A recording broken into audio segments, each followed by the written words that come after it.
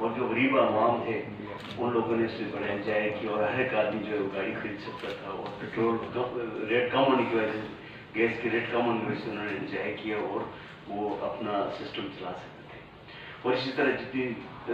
جو کمرشل گاڑیاں تھیں ان کے اوپر بھی سی این جی تھی، اور ابھی بھی ایل این جی اس کے اوپر ہے، سارا کچھ ہے۔ تو اس سے ہوا یہ کہ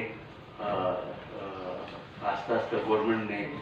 ایک تو جب سی این جی کی کمی آئی، گورنمنٹ کی غلط پالیسی کی وجہ سے انہوں نے ایل این جی نہیں منگا سکے، بلکہ یہ چند سالوں سے ایل این جی کی درآمد شروع کی گئی تھی، حالانکہ پوری دنیا میں ایل این جی کی امپورٹ بہت عرصے سے تھی۔ لیکن یہ ریاض پراتر صاحب کی اور ہماری جو سی این جی کا سیکٹر ہے، ان لوگوں کی کوششوں سے یہ ایل این جی پاکستان میں آئی، اور اس سے سب لوگوں نے انجوائے کیا، کیونکہ یہ فیول جو پیٹرول کی نسبت تقریباً 20-30% کم ریٹ پہ، جس سے ہماری انڈسٹری کو فائدہ ہوا، ہمارے سی این جی سیکٹر کو فائدہ ہوا۔ جو گاڑیاں پیٹرول پہ چل رہی تھی، ایک تو انوائرمنٹ کا جو دھوئیں پیٹرول اور ڈیزل سے آتا تھا اس سے فائدہ ہوا۔ لیکن چونکہ گورنمنٹ کو صحیح سمجھ نہیں ہے، لوگ اتنی جلدی تبدیل ہوتی ہے گورنمنٹ کے لوگ کہ ان کو پتہ نہیں ہوتا کہ سی این جی کے جو آلریڈی اسٹیشن لگے ہوئے ہیں مختلف جگہوں پہ، لوگوں کا کاروبار ہے، بزنس ہے، لاکھوں لوگ اس سے متاثر ہیں۔ پچھلی دفعہ آپ نے دیکھو کہ پنجاب میں تقریباً 2-2.5 سال پہلے 2-2.5 سال اسٹیشن بند تھے، پھر جب ایل این جی کی امپورٹ ہوئی اور اس سے دوبارہ نئے سرے سے سی این جی اسٹیشن آئے، اور تقریباً اس میں بھی کوئی 1200-1400 1500 2000 اسٹیشن بند ہو گئی، اور ابھی نئے سرے سے لوگوں کا روزگار میں ہوا اضافہ ہوا، اور نئے جو پرانے اسٹیشن تھے اور نئے اسٹیشن تھے اس میں فائدہ ہوا۔ ابھی ساتھ ساتھ یعنی ایسا ہوتا ہے کہ بالکل جس طرح کسی کا نہ کوئی ماں ہوتے نہ باپ ہوتے، یتیموں کی طرح سی این جی سیکٹر کے ساتھ سلوک کیا جاتا ہے، اور کوئی صحیح پالیسی نہیں ہے گورنمنٹ کی کہ جس سے اس سیکٹر کو فائدہ پہنچ سکے۔ بار بار ان کا جو ریٹ ہے ان میں اضافہ کر دیتے ہیں، پیٹرول اور اس کا جو فرق ہے اس کو یہ نہیں رکھتے، کم از کم اس کا جو فرق ہے اس کو رکھنا چاہیے، اس کے ساتھ پیریٹی، اس کو کہتے ہیں پیریٹی ہونی چاہیے کہ 20-30% اگر پیریٹی ہوگی تو لوگ گیس ڈلوائیں گے۔ اس کے علاوہ بھی یہ ابھی آج کے دن میں دیکھیں تو سندھ اسٹیشن بند ہو گئے سارے کے سارے، انہوں نے کہا کہ ہمارے پاس گیس ہی نہیں، گیس کی امپورٹ کرنے میں بھی ان کو پرابلمز ہوتی ہے، پہلے سے کوئی پابندی نہیں کرتے۔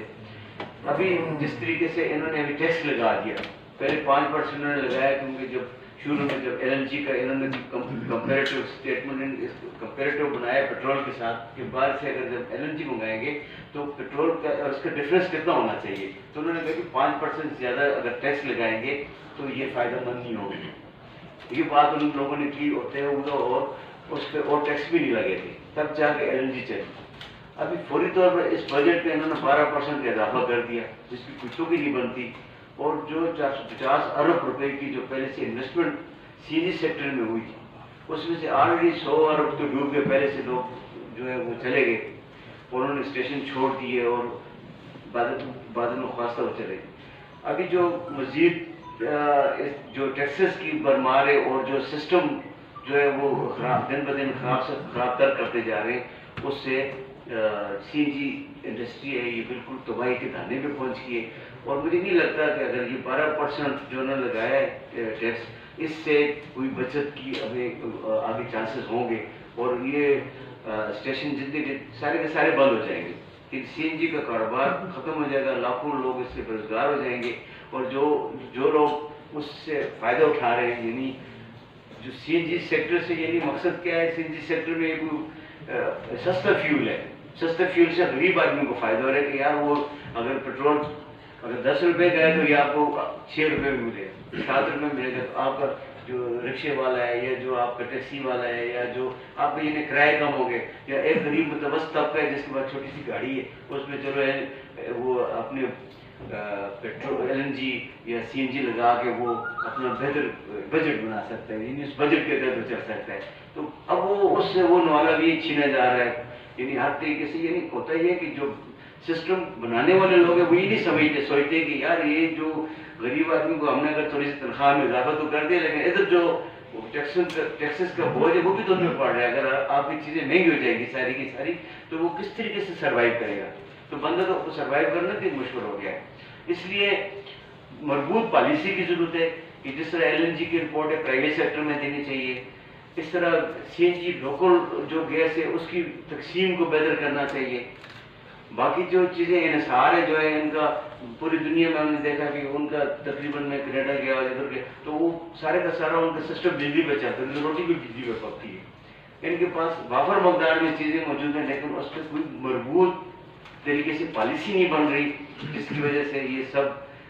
سسٹم تباہ ہو رہا ہے کہ ایک ہی چیز پہ آپ کو پھر انحصار ہو جاتا ہے. اب جو LNG ہے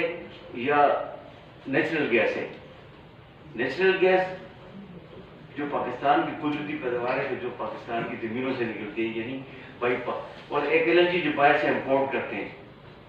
اس دونوں ڈفرنٹ چیزیں لیکن ہے نیچرل گیس, وہ بھی نیچرل گیس ہے یہ بھی نیچرل گیس ہے. لیکن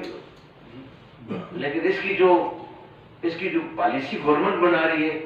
اس میں ان کو خود بھی سمجھ نہیں آ رہی, کیونکہ ان کے جو منسٹر اتنی جلدی سے تبدیل ہوتی ہے, ان کے جو سیکرٹری ابھی میں ہم نے گیا تبدیل ہو گیا, منسٹر تبدیل ہو گیا, جو جوائنٹ مطلب جتنا اسٹاف جو کام کرنے والے وہ تبدیل ہو گئے تو آگے کام کون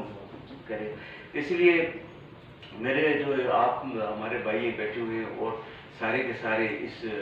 جو گیس سے مستفید ہونے لوگ ہیں, جو غریب آدمی ہے وہ تو پیٹرول پہ چل ہی نہیں سکتا, یا تو موٹر سائیکل رکھے گا, اگر چھوٹی موٹی گاڑی رکھے گا تو وہ کوشش کرے گا یار CNG ڈالیں گے تو ہمیں 25-30-40% کا ہمیں فائدہ ہوگا, تو اس سے گاڑی بھی یہ نہیں ہو چلے گی, بہتر اس کا گھر بھی چلے گا. لیکن اگر اس طریقے سے گورنمنٹ کی جو تبدیلی آئے گی اور کچھ یعنی میرے سمجھے پیٹرولیم کے جو